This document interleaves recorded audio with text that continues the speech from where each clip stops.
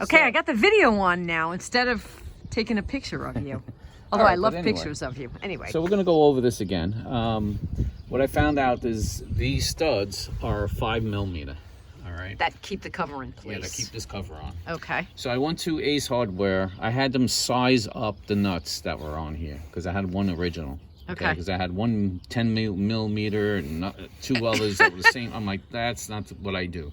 I make sure everything matches. And being I'm changing one, I change them all again to make them brand new. Okay. So we discovered that it's 5mm on the stud. This For is all the nut. three. Yep. And that's what it looks like.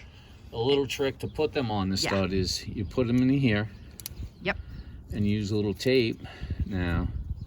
You keep To it hold it in on. place. Otherwise, you stick it in and it drops.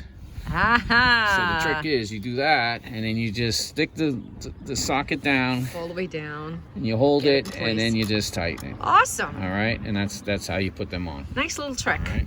All right. So they're all on already because we already did this once. It's so they're here, here, and here. So there's all- 3. and it's nice Wait, and show tight. me. Now here's one here, 1, there, 2, and there.